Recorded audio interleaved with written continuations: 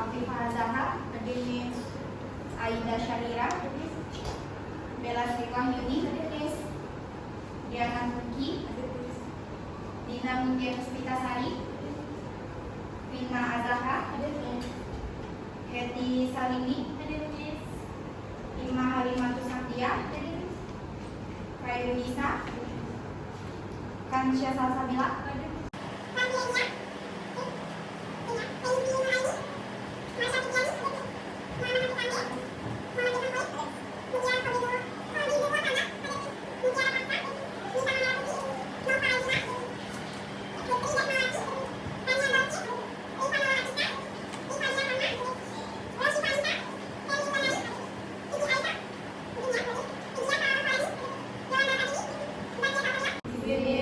berarti 3 orang yang izin ya. Oke, sebelum kita masuk ke materi hari ini, masih ingat nggak materi minggu lalu tentang apa? Tentang tugas-tugas perkembangan peserta didik. Apa aja dalam apa perkembangannya? Perkembangan yang pertama, coba lihat.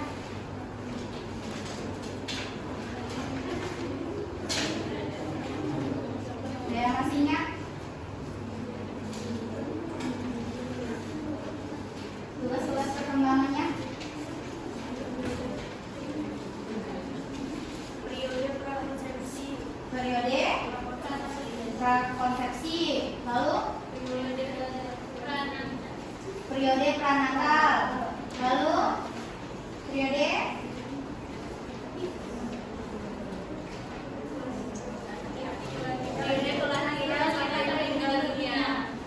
kelahiran sampai meninggal dunia. Periode kelahiran itu ada apa aja? Fase wilada, fase anak, fase tangis, balik,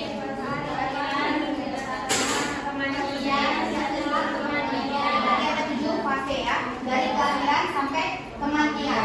Nah, sekarang kita akan mempelajari karakter peserta didik usia sekolah dasar. Nah, sebelum kita masuk ke materi karakter peserta didik usia sekolah dasar, saya mau nanya, kenapa sih kita harus mengetahui dan memahami karakter peserta didik? Ada yang tahu? Oke, boleh. Agar kita dapat memahami apa saja kebutuhan dari peserta didik dan bagaimana cara selanjutnya untuk memproses dalam pembelajaran. Oke, good. Ada yang lain? Oke, nih. Supaya kan kita jadi guru kan, nggak salah metode apa yang kita ajarkan ke anak. Oke, supaya nggak salah metodenya apa yang kita akan ajarkan ke anak-anak. Lalu ada yang lain? Yang boleh di belakang. Oke,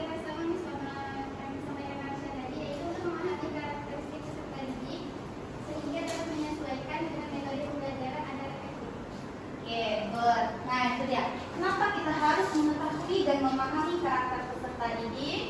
Karena kan kita akan menjadi seorang guru. Penting untuk kita memahami karakter peserta didik karena dapat membantu kita dalam menentukan strategi, metode pembelajaran yang lebih baik dan membuat proses belajar mengajar lebih efektif.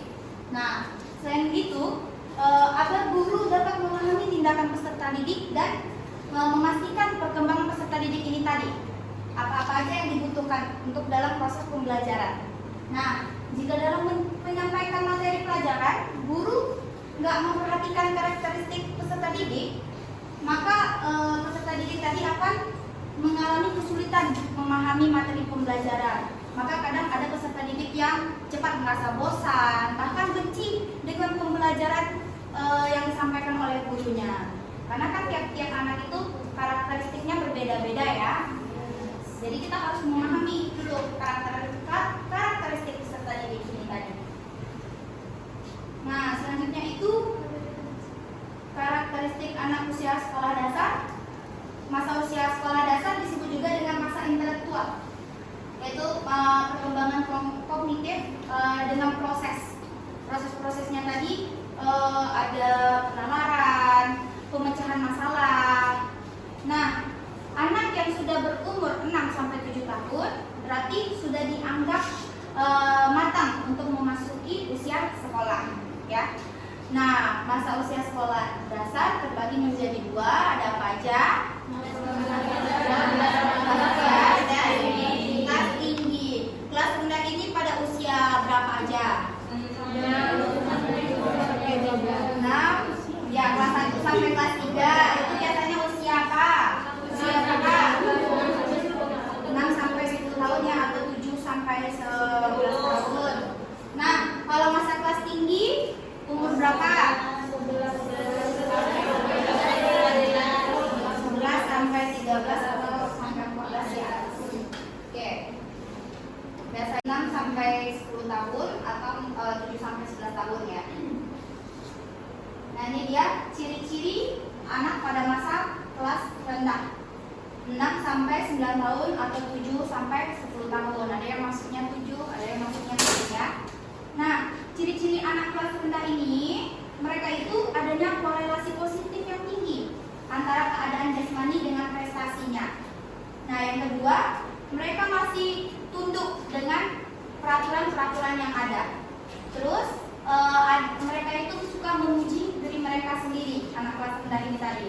Dan anak kelas rendah itu suka membandingkan dirinya dengan anak yang lain. Kayak di sekolah itu pasti ada anak-anak itu, mereka tuh ingin validasi kali ya.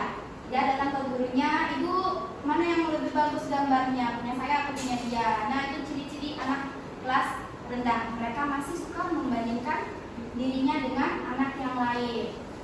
Nah, apabila mereka tidak dapat menyelesaikan suatu soal, maka soal itu dianggap tidak penting. Karena mereka kan masih, oh ya udahlah, masih menganggap itu nggak terlalu penting ya pada usia kelas rendah. Nah, selanjutnya pada masa kelas rendah ini, anak menghendaki nilai rapor yang baik tanpa mengingat apakah prestasinya memang pantas diberi nilai baik atau tidak. Walaupun dia pengetahuannya maaf ya, dibilang rendah, mereka yang penting pengennya nilainya 100. Apapun yang mereka buat, walaupun salah, ya pengennya dapat 100. Karena mereka tuh taunya angka yang baik itu 100. Selanjutnya, ciri-ciri anak pada masa kelas tinggi, yaitu umur 9 sampai 12 tahun atau 10 sampai 13 tahun. Di sini ada yang kelas 6 umur 13 tahun. Ada? 12 tahun? Ada? 12 tahun ada ya. Pengen yang jarang itu 11 ya. 11 itu berarti dia masuknya umur 5 tahun. Tapi lebih bagusnya anak itu masuk di usia 6 tahun. Karena di usia itu anak-anak sudah bisa untuk belajar. Karena anak yang masih kecil di bawah 5 tahun itu tidak diharuskan belajar. Takutnya mereka akan cepat bosan. Karena mereka pada usia 1 sampai 5 tahun mereka itu usia bermain. Tapi anak usia SD juga suka bermain. Nah, ciri-ciri pada kelas tinggi ini, anak kelas tinggi, minat terhadap kehidupan praktis sehari-harinya udah konkret. Terus mereka tuh sangat realistik, ya. Rasa ingin tahu dan belajarnya juga sudah ada. Terus menjelang akhir masa ini, kayak kelas 6, udah ada minatnya kepada hal-hal atau mata pelajaran khusus atau yang mereka minati ya. Terus juga udah mulai menonjolkan bakat-bakatnya mereka itu. Terus sampai usia 11 tahun, anak membutuhkan guru atau orang dewasa lainnya untuk menyelesaikan tugas dan memenuhi keinginannya.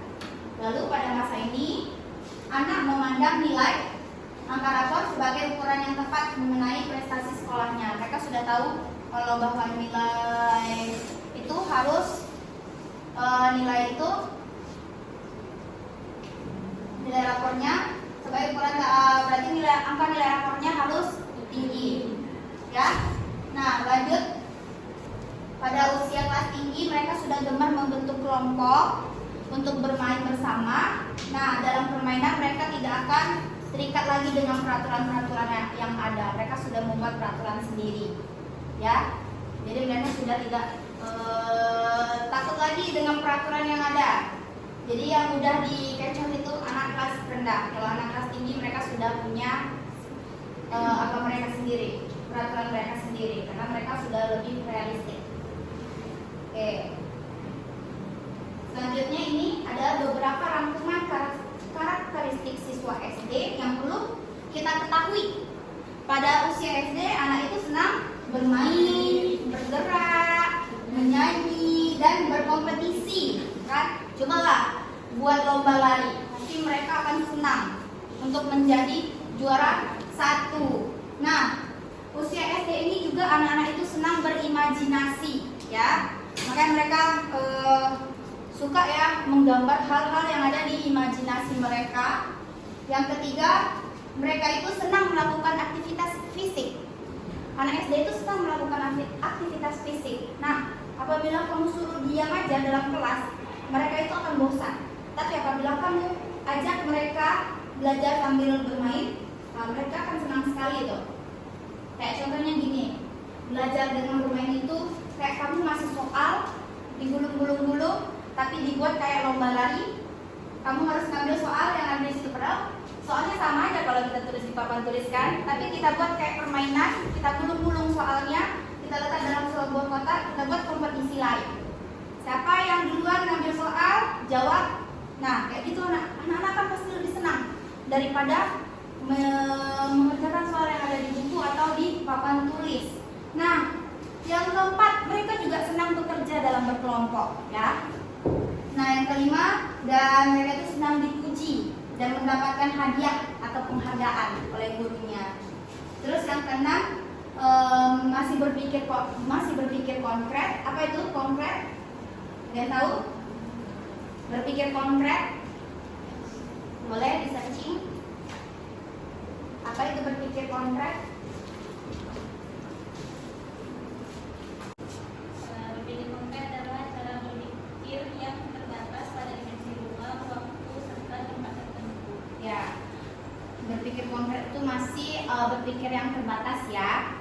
Nah, selanjutnya anak SD sekarang udah merupakan generasi alpha ya. Kalau kamu generasi Gen Z. Nah, anak sekarang udah generasi alpha. Mereka itu sudah terbiasa dengan teknologi dan bahkan mereka lebih pintar ya daripada kita. Makanya yang suka bermain Roblox itu, nah itu tantangan tersendiri bagi guru ya. Terus juga mereka memiliki kontrol diri yang masih rendah. Mereka itu belum bisa mengontrol emosinya. Nah, itu juga tugas guru, bagaimana kita memahami emosi anak itu tadi. Nah, sebelum itu kita akan belajar tentang perkembangannya. Nah, ini dia perkembangan anak usia SD. Itu ada 7 perkembangan ya. Yang pertama ada perkembangan apa aja? Lalu perkembangan kognitif. Lalu perkembangan bahasa. Terus perkembangan sosial.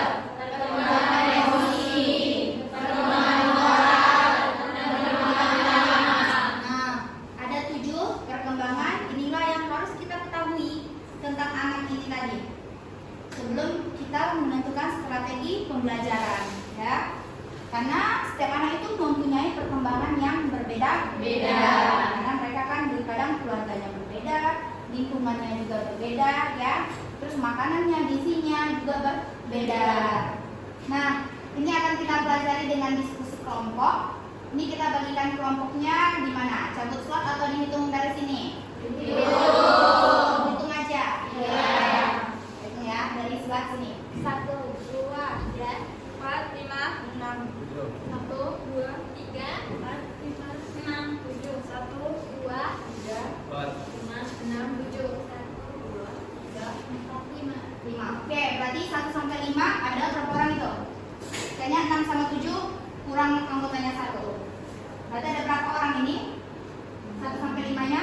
Coba angka kelompok 1 angkat tangannya. 1, 2, 3, 4. Kelompok 2, coba lihat teman-temannya. Sudah? Oke, kelompok 3. Lihat teman-temannya siapa aja. Kelompok 4. Oke, sudah lihat teman-temannya. Kelompok 5. Oke, sudah. Kelompok 6. Oke, 6 ada 3 orang berarti ya. 7. Oke, 7 ada 3 orang. Nah, boleh membentuk lingkaran masing-masing. Kelompok, silakan duduk berkelompok lingkaran. Terserah di mana, mau di sebelah sini, mau di sebelah sini. Yang penting tertib.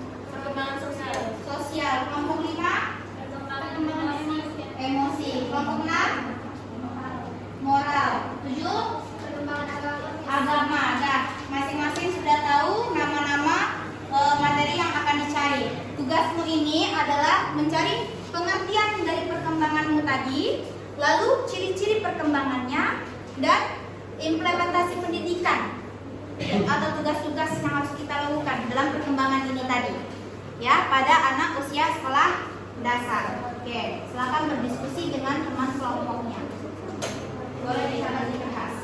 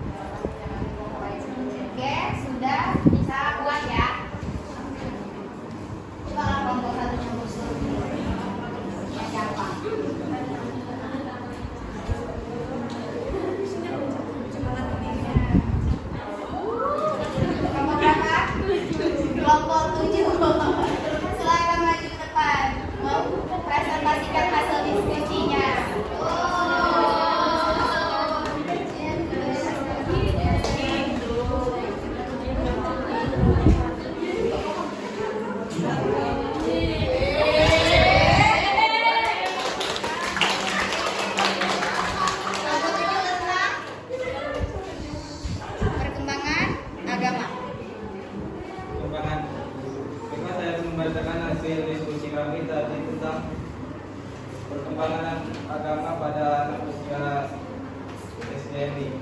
Pertama, pengertian perkembangan agama. Perkembangan agama pada anak ialah perkembangan pada sifat ketuhanan yang dimiliki oleh anak sejak lahir. Dalam keadaan yang berkembang bersamaan dengan perkembangan sistem organ tubuh yang lain, atau dapat diartikan sebagai proses pembenaran kepercayaan dan nilai-nilai agama yang dianutnya. Yang kedua adalah ciri-ciri perkembangan agama pada anak usia STMI. Yang pertama, pada usia 6 atau 7 tahun sampai 13 atau 14 tahun. Umumnya berada dalam tahap perkembangan konkret, di mana pemahaman mereka terhadap konsep agama masih terikat pada hal-hal yang dapat mereka lihat atau rasakan secara langsung. Yang kedua, pada anak usia 6 atau 7 tahun sampai 9 atau 10 tahun atau kelas rendah 1 sampai 3. Ciri-ciri perkembangan agamanya yaitu yang pertama, pemahaman agama sederhana dan konkret.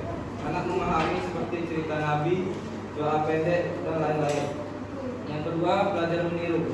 Anak cenderung meniru apa yang dilakukan oleh orang tua atau guru di sekolah. Yang ketiga, ketaatan agama karena motivasi eksternal. Anak beribadah karena ingin mendapat pujian, bukan karena kesadaran pribadi. Yang terakhir, pada anak usia 10 atau 11 tahun sampai 13 atau 14 tahun, atau juga sebelum kelas tinggi, kelas 4 sampai 6, yang anak mulai paham konsep abstrak dalam agama walaupun belum sepenuhnya mendalam. Yang kedua, tertarik dengan penjelasan rasional. Anak membutuhkan penjelasan logis dan mereka mulai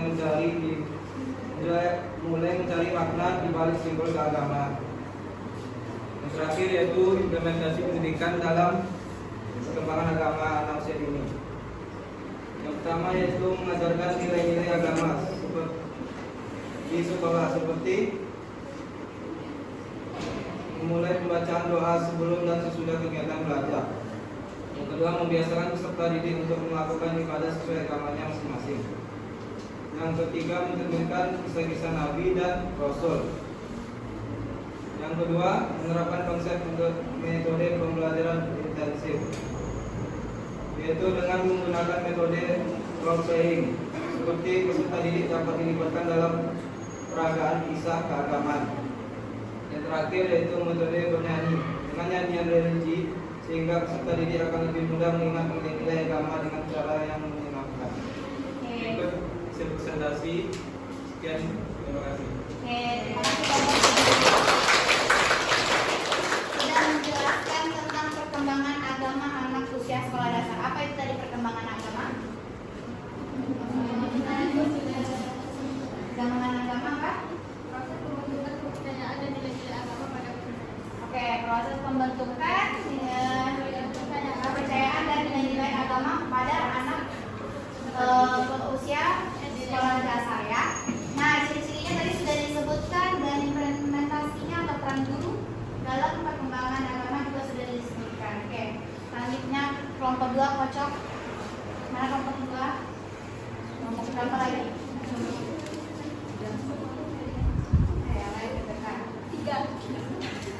Kelompok 3 berarti perkembangan bahasa ya. Oke.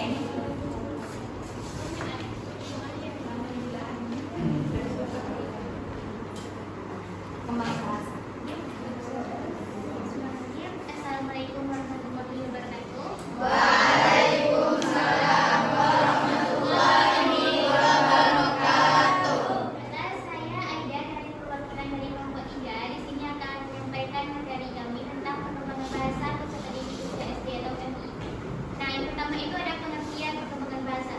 Jadi perkembangan bahasa itu dapat didefinisikan sebagai proses penguasaan bahasa atau proses berkomunikasi yang mencakup kemampuan untuk memahami pola-pola bahasa dasar, memperluas kosakata, yang meningkatkan kemampuan berpikir, interaksi sosial, dan fungsi motorik. Nah, yang kedua ada ciri-ciri perkembangan bahasa. Ciri-ciri perkembangan bahasa ini mulai dari usia 6 tahun sampai 12 tahun. Yang pertama itu usia 6 tahun, di mana usia 6 tahun ini cirinya seperti berbicara tanpa henti. Jadi anak-anak itu seringkali kayak mewakilkan kita jumpai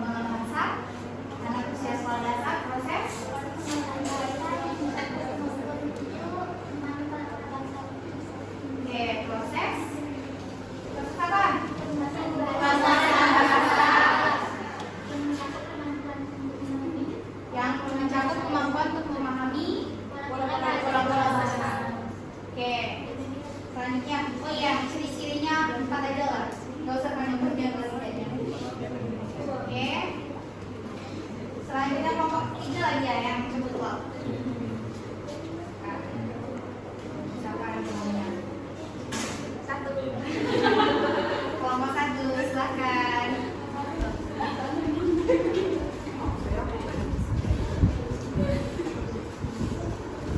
Perkembangan fisik dan motorik. Baik, saya perwakilan dari kelompok 1. Pengertian perkembangan fisik dan motorik. Perkembangan fisik mengacu pada perubahan yang terjadi pada tubuh anak, baik dari segi ukuran proporsi maupun komposisi tubuh. Perubahan ini meliputi peningkatan tinggi badan, berat badan, kekuatan otot, dan koordinasi tubuh. Pada perkembangan motorik, kemampuan anak dalam mengontrol tubuhnya. Perkembangan motorik ini terbagi jadi 2 jenis. Pertama adalah perkembangan motorik kasar, melibatkan otot-otot besar dan dalam tubuh. Contohnya berjalan, berlari, melompat, dan memanjat. Kedua, perkembangan motorik halus melibatkan otot-otot kecil. Contohnya menulis, menggambar, dan mewarnai. Ciri-ciri fisik dan motorik pada perkembangan fisik. Pertama, pertumbuhan tinggi badan, pertumbuhan berat badan. Ketiga, perubahan bentuk tubuh, dan terakhir adalah perkembangan otot. Tanda-tanda perkembangan yang dapat diamati. Pertama adalah minat yang tinggi pada aktivitas fisik. Kedua, meningkatkan motorik dalam berbagai aktivitas. Ketiga, perubahan postur tubuh. Keempat, peningkatan kekuatan otot. Implementasi pendidikan dalam perkembangan fisik motorik. Pertama, bisa dilihat dari pendidikan jasmani, mulai senam dan permainan. Kedua, lakukan kegiatan bermain. Ketiga, pembelajaran melalui aktivitas seperti menggambar, mewarnai, dan menempel. Terakhir, pendidikan kesehatan. Pentingnya nutrisi yang mengajarkan anak tentang makanan sehat dan kebiasaan makanan baik. Baik, ini yang dapat saya sampaikan. Assalamualaikum warahmatullahi wabarakatuh.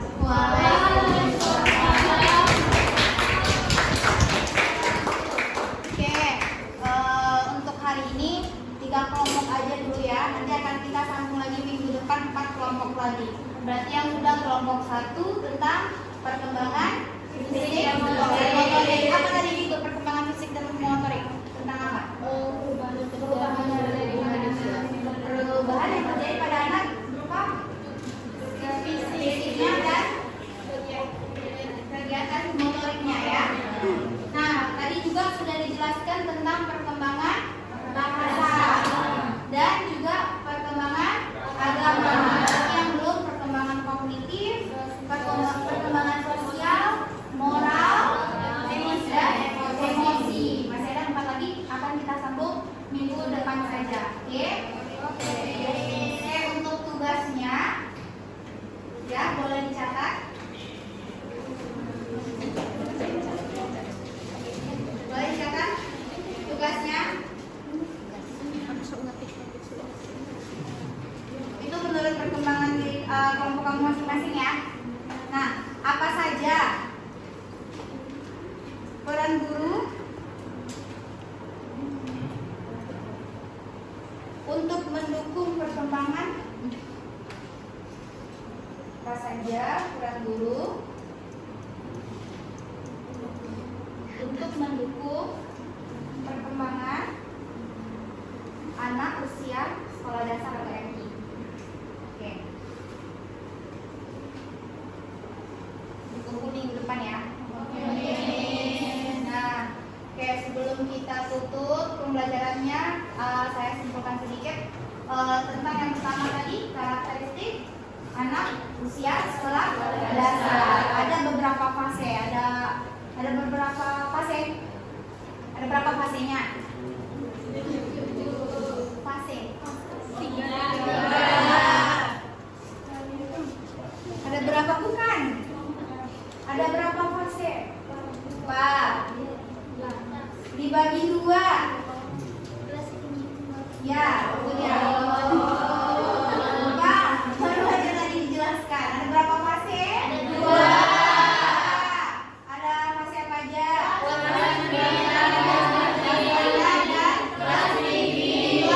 Tadi usia apa? Berapa?